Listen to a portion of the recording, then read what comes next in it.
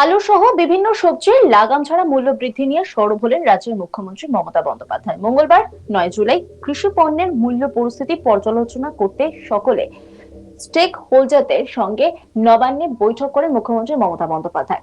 বৈঠকে আলুর দাম অস্বাভাবিক বেড়ে গেল কেন তা নিয়ে সরব হন তিনি। মমতা বলেন, 10 দিনের মধ্যে দাম কমাতে হবে। কি করে কমাবেন, কি করে করবেন সেটা আপনাদের ব্যাপার। টাস্ক ফোর্সকে দায়িত্ব দিয়েছি, সেটা দেখে নেবে।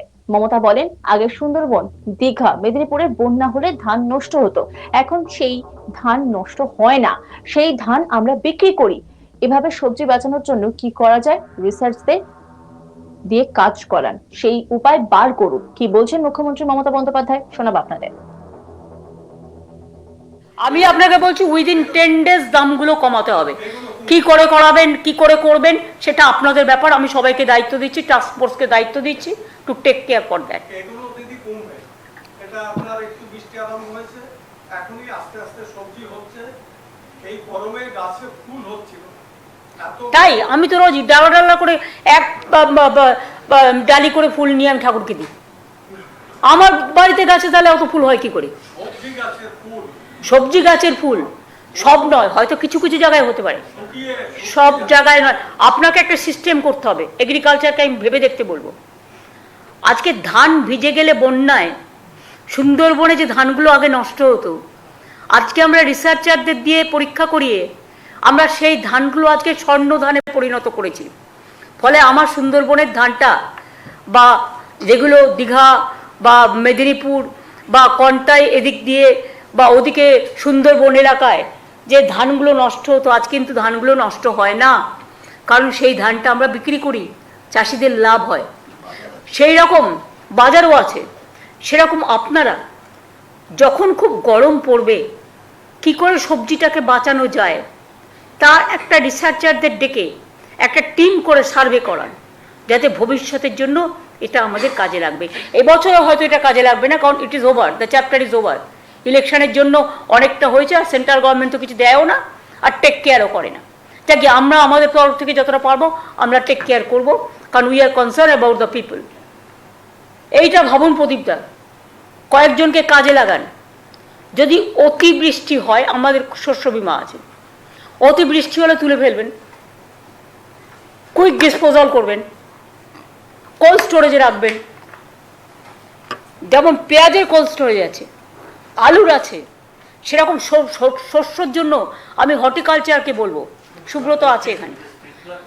আমি যেটা বলছি, সবজি থেকে শুরু করে, পটল থেকে শুরু করে, বেগুন থেকে শুরু করে, এদের জন্যও কিন্তু কোল্ড স্টোরেজ করতে হবে, যেখানে সব কিছু রাখা যাবে, মানে সাইড সাইড, হ্যাঁ, মাল্টিপারপাস।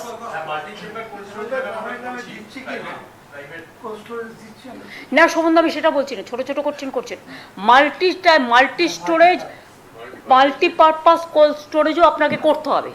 সেরকম হলে স্পিডি তুলে নিয়ে সেখানে রাখবেন, চাষিদের ন্যায্য দাম যাতে তারা পেতে পারে, আর আমিও মার্কেটে বাজারটা দিতে পারি। এটা হর্টিকালচার ডিপার্টমেন্টের কাজ, টেক কেয়ার সম্বন্ধ। আর অতি গরমে যদি সবজি না ফলে, সেখানে what is the procedure, how do we do it?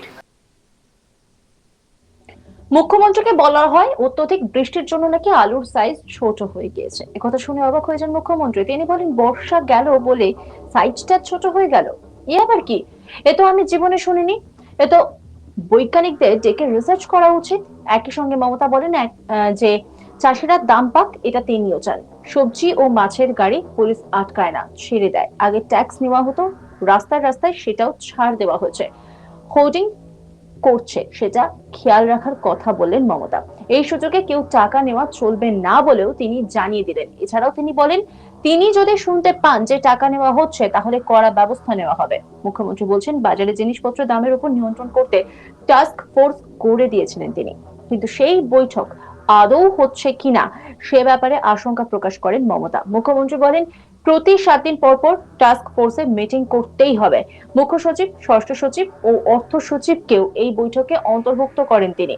প্রতি সপ্তাহে টাস্ক ফোর্সের বৈঠকের রিপোর্ট মুখ্যমন্ত্রীকে পাঠাতে হবে বলেও নির্দেশ দেন তিনি। কি বলছেন তিনি, শোনাবো আপনাদের। আমি একটা কথা বলি, এসব বললে হবে না, এসব লেম এক্সকিউজ। বর্ষা হলো বলে সাইজটা ছোট হয়ে গেল, এবার কি? আমি তো কখনো শুনিনি। এ তো বৈজ্ঞানিকদের দেখে রিসার্চ করার ব্যাপার।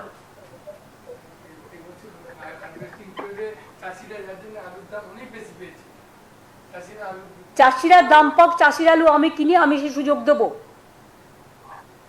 চাষিদের কোনো ক্ষতি হোক, এটা আমরা কখন, এই জন্যই তো 3,000 3,500 কোটি টাকা খরচ করেছি।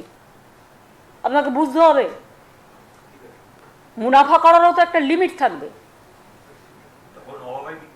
এমনকি এমন সবজি কখনো পুলিশ আটকায় না, সবজি মাছ তার গাড়ি ছেড়ে দেয়। এমনকি আগে রাস্তায় রাস্তায় যে সবজি গাড়িগুলোতে ট্যাক্স নেওয়া হতো সেগুলো বন্ধ করে দেওয়া হয়েছে। এত কিছু স্টেপ নেওয়ার পরেও আপনারা যদি পথ না দেখায়, পথটা কে দেখাবে?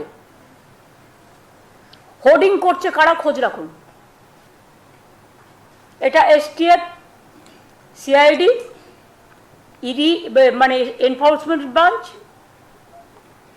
আইবি এটার উপরে নজরদারি করবে। এই সুযোগে কেউ কিন্তু টাকা নেবে না কারো কাছ থেকে, এটা আমি অ্যালার্ট করে দিলাম ডিএমএসপিদের। মনে রাখবেন, আমরা কাজটা করছি মানুষের জন্য। আমি যদি কোথাও শুনতে পাই এই জন্য কারো কাছে কোনো এক্সটর্শন করা হয়েছে, সে যেই হোক তার বিরুদ্ধে অ্যাকশন নেওয়া হবে।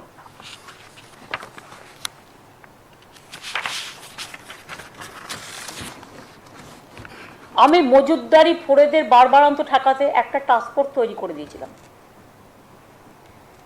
যাতে agri marketing, police, agriculture department, ARD department, আজকে বিবেক এসছে, ARD department, cooperation, horticulture, food and supply, এসব ডিপার্টমেন্ট থেকে প্রতিনিধিরা আছেন, বাজার সমিতির লোকেরাও আছেন।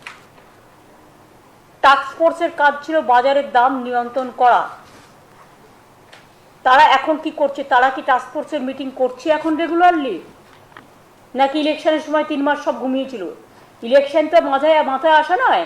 একটা ইলেকশন আসা মানে ডেভেলপমেন্টের 12টা বাজিয়ে দেওয়ার, মানুষের উপর প্রেশার দেওয়া। কেউ কোনো কিছু দেখে না। আমি এখন থেকে অর্ডার দিচ্ছি, ইনস্ট্রাকশন দিচ্ছি। If you think it's a instruction, yes, 7 দিন পর পর এই মিটিংটা কম্পালসারি করতে হবে, যাতে চিফ সেক্রেটারি, হোম সেক্রেটারি এবং ফাইন্যান্স সেক্রেটারিকে আমি ইনক্লুড করে দিলাম।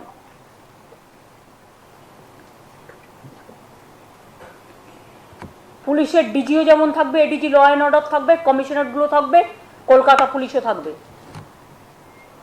কমিশনারটা থাকবে, এসপি থাকবে। আপনারা ডিস্ট্রিক্ট লেভেল থেকে এই রকমভাবে ভার্চুয়ালি করে তাদের কাছ থেকে রিপোর্ট নেবেন। নজর রাখুন আজ তাক বাংলার ইউটিউব স্ট্রিমিং এ।